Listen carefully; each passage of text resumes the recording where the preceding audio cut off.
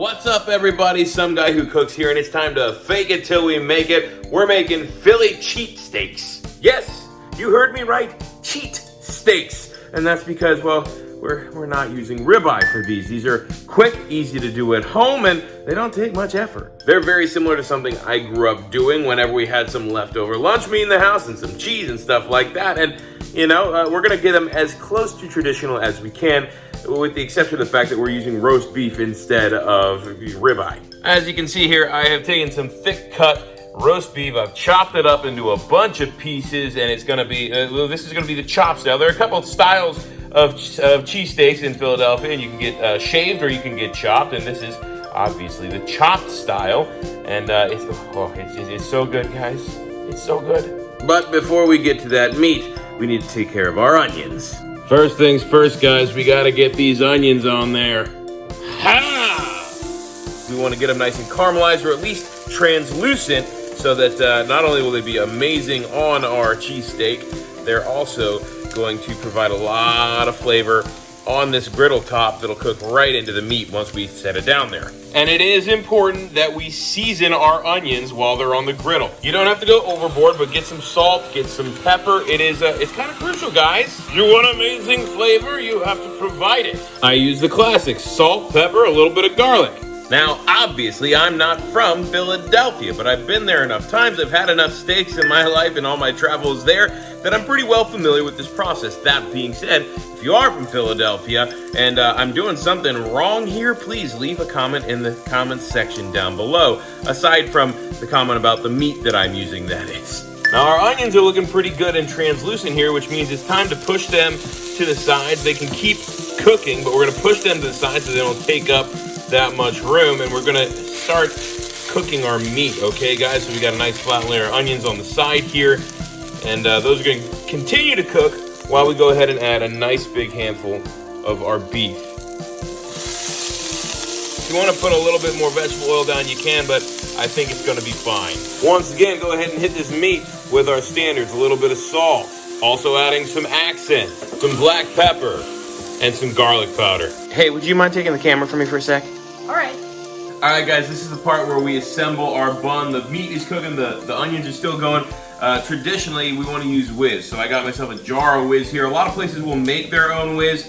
I don't feel like doing that tonight. We go ahead and take that. We don't use mayo or anything like that. We take the whiz, we smear it right on the bun. I'm gonna get a little bit more here.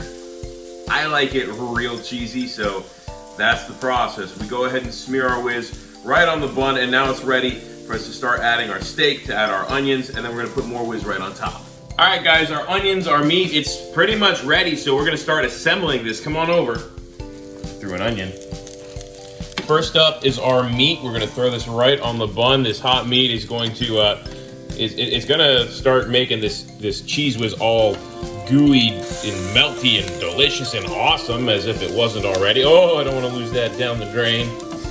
No beef left behind, okay?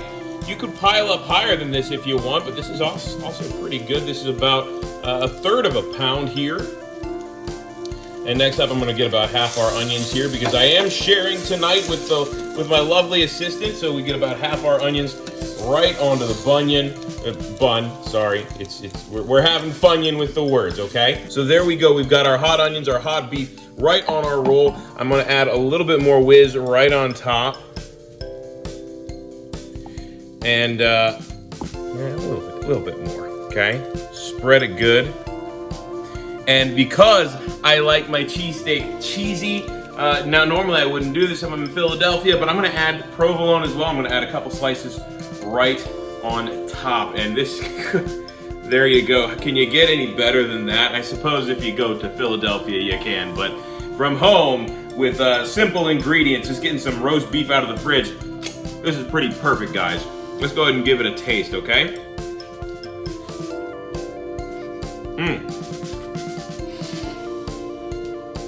This might sound crazy, but it reminds me of a few places in Philadelphia. Not the best ones, but it is good.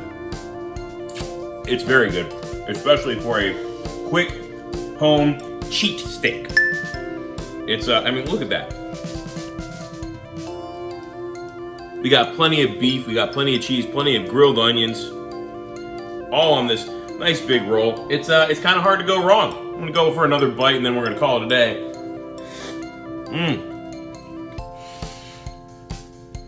That's the way to do it, guys.